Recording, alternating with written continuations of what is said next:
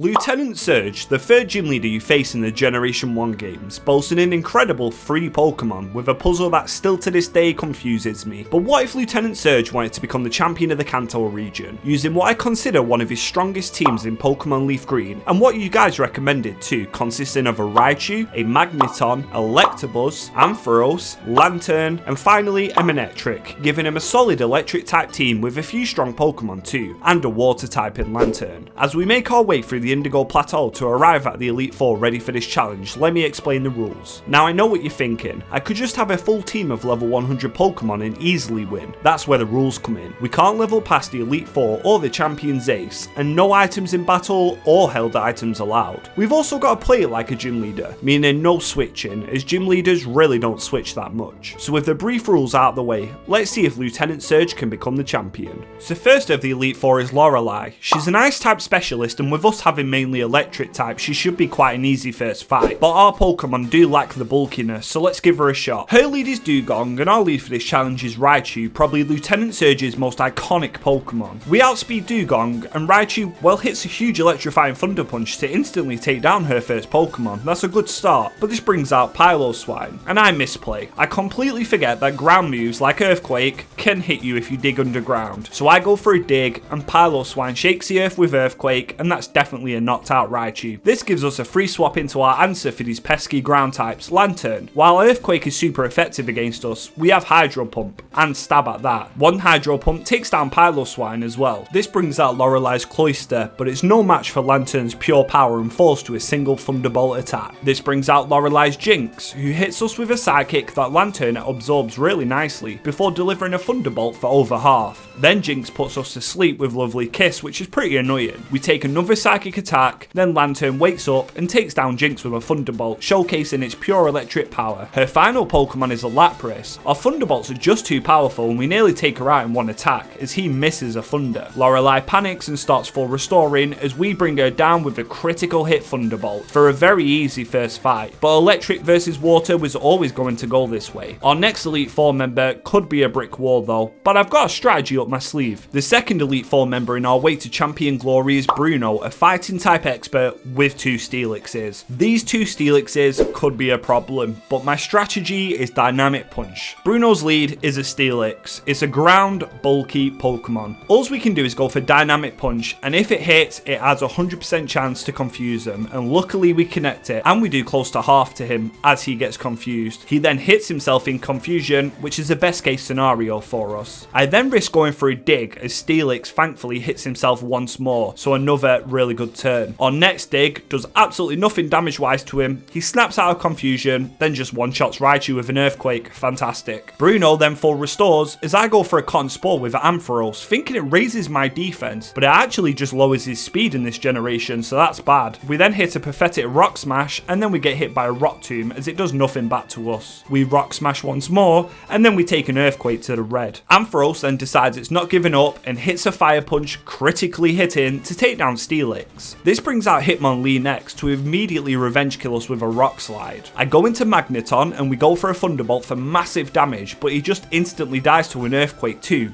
really showing our weakness here. We then send out Manectric to instantly take down Hitmonlee thanks to our great speed stat. This brings out Bruno's Machamp. We hit a Thunderbolt for fantastic damage, as Machamp also has Earthquake, and that brings us to 65 HP. Surprisingly, we live it. The next turn we then take down Machamp with a Thunderbolt. This brings out another Steelix, another Pokemon we really can't deal with. We bite and we get a flinch. We bite again, critically hitting, bringing Steelix to below half before we succumb to an Earthquake. With 2 Pokemon left, Lanturn is luckily powerful enough to finish him off with a Hydro Pump. This just leaves Bruno with a Hitmonchan left. We Thunderbolt doing just over half, as the Sky Uppercut hits us, dealing big damage too. But final Thunderbolt, and we actually take down Bruno first try, which I'm shocked about. RNG definitely helped us here, but I feel we're really going to struggle when we get to Lance and onwards. The third member we need to face is Agatha, the Ghost type specialist. She has some poison types on her team too. Now her Gengar and Arbok could pose a threat to our team, but I think we have the raw power to get through here, as Magneton also walls most of her team too. Agatha's lead is Gengar, and Raichu outspeeds immediately and hits a hard Thunder Punch, and Gengar goes for a Shadow Ball too, doing basically the same amount of damage. We Thunder Punch again as we take a Psychic, and we go going blow for blow. Agatha then goes for a full restore, cheating as we keep punching, bringing him back down, before Gengar then finally picks up the knockout on Raichu. We now go into Electabuzz, and this means we can finish off Gengar with a Thunder Punch. This brings out our Arbok to intimidate us. Another Electrifying Fist does good damage as Arbok sets up a double team. We then miss an attack and take a massive Earthquake in return. Luckily, we land another Thunder Punch to bring him to the red before Arbok kills us with an Earthquake. I now go into Manectric, expecting Agatha to full restore, but she doesn't, so Manectric takes down this threat with a Thunderbolt. Out comes Crobat, but it's weak to Electric, so it stands no chance versus Manectric and falls to another Thunderbolt. This brings out our Ace Gengar, and we just keep on ploughing through her with electric attacks, dealing massive damage as we lose nearly half of our HP to a Psychic. Agatha then full restores Gengar, but it's a losing battle for her. A couple more Thunderbolts and we take him down. This just leaves only a Mischievous left. We bite for massive damage and we take a weak Psychic. A final bite takes down Mischievous and we beat Agatha really easily, but that's probably going to be the last of the easy battles for a while. Only one more Elite Four member remains. The last Elite Four member is Lance. He's a flying type or a dragon type specialist, you decide. He has two powerful Dragonites and a Kingdra. This could be rough. Aerodactyl is also super fast and has access to Earthquake. Lance's lead is Gyarados, who's a good matchup for our electric team with it being 4 times weak to electric, so a single Thunder Punch just takes down Gyarados, which is a good start. But then is Aerodactyl, and this is just a huge threat. We Thunder Punch for good damage, but Aerodactyl is insanely powerful and just takes us down with an Earthquake. I go into Magneton, but we still don't outspeed, and we die to a single Earthquake too. This is looking rough. I now go into Manectric, hoping to outspeed, but yet again, nope,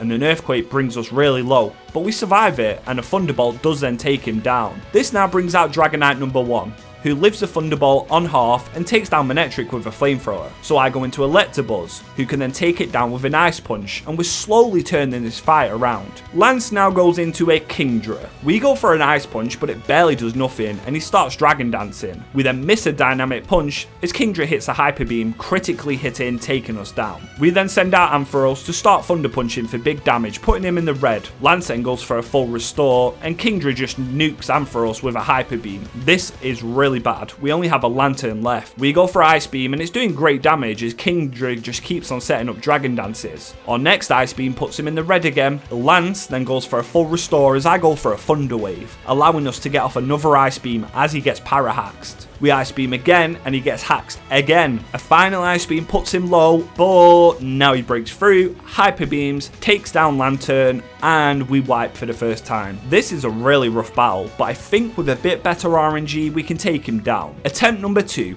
It starts off exactly the same with Raichu taking down Gyarados with ease with a Thunder Punch. Now is Aerodactyl, and we get the RNG we probably needed first time by paralysing Aerodactyl with a Thunder Punch, deleting his speed stat, but Raichu still falls to a single Earthquake. We then send out Magneton to take down this huge threat with an electric attack. This brings out his next Pokemon, which is Dragonite. We just Thunderbolt again, doing good damage as Dragonite takes down Magneton with an Earthquake again. I go into Ampharos and I go for a Thunder Punch, but we're so weak that it lives on 1 HP and Hyper Beams Ampharos, putting him at half. But Lance doesn't full restore, so he allows us to take down his Dragonite. Then is Kingdra, the bane of the last attempt. A Thunder Punch does good damage as he Dragon Dances again. Then he just takes down Ampharos with a Hyper Beam. I now go straight into Lantern and immediately Thunder Wave him on the recharge. I misclick Thunder Wave again and then I just start Ice Beaming. We do good damage, but he won't stop Hyper Beaming. But then we critical hit an Ice Beam and not having to deal with this threat anymore, and his last Pokemon is a level 72 Dragonite. He hits an Outrage for not much damage and then we just Ice Beam with a single critical hit attack to take it down and beat Lance. Phew. With the Elite Four out of the way, there's only one thing left to do now, and that's take on the champion. The champion Blue, whose team could really pack a punch versus us. Heracross with Earthquake, a Tyranitar too, this could be rough. Let's try and win it as Lieutenant Surge. So to become champion of Kanto, we need to beat Blue. His lead is a scary Heracross. While our Thunder Punch does good damage, it's nowhere near enough that I was hoping for. And then Heracross just nukes us with an Earthquake. I now go into Ampharos next to Thunder Punch, but once again, very little damage as he goes for a counter that fails. We Fire Punch once more and we take down Heracross. Then he sends out Gyarados, but this Pokemon is never a problem for us. Although it does set up a Dragon Dance boosting his attack and speed, we just Thunder Punch to take it out. So that's not a bad start for us. This brings out his level 75 Charizard, who hits him with an Earthquake, bringing us low. We then Thunderbolt back for massive damage. Charizard then heals with his berry a little bit,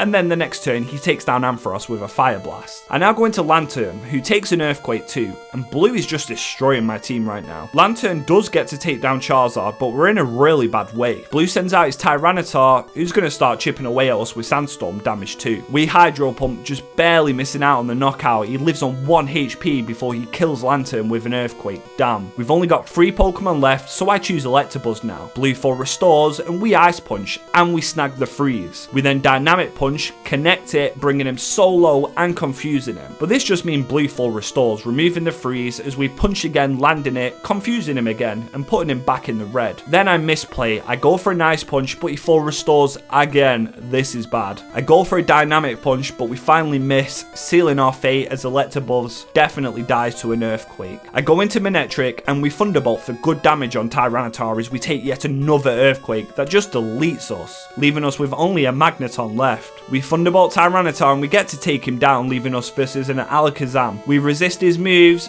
but he critical hits us and lowers our special defense. This definitely seals our fate as we don't ever get to one-hit knock him out. There is nothing we can do now as we don't critical hit any of our next attacks and Alakazam takes us down. We can definitely beat blue, and know we can. Let's try it again. So the next attempt goes slightly different. Raichu still hits a Thunder Punch this time, critically hitting for half as Heracross hits a Mega Horn, which still just deletes Raichu. Poor Raichu. But now I go into Ampharos. Fire Punch also brings Heracross to his Sliver as he hits a Rock Tomb. Then as blue full restores, our next Fire Punch actually burns Heracross, reducing his attack stat. So this means we actually live the Earthquake on 51 HP, meaning the Fire Punch brings him really low, and then he succumbs to the flame damage. Second out is Gyarados, who doesn't Dragon Dance this time and takes down Ampharos with an Earthquake. We just go into Manectric to instantly nuke him with a Thunderbolt. It critically hit too, but I don't think that mattered. Then is a Charizard. We're still faster than this, and even though there's a big level gap, our power is over 9,000 and we take it out with one move. Then blue sends out Tyranitar, the problem. Manectric's Thunderbolt is still doing great damage, half exactly, as Tyranitar goes for an Earthquake that we survive on 7 HP. But we just fall to Sandstorm damage, so that doesn't really matter. Now we send out though a healthy Lantern. We hit a Hydro Pump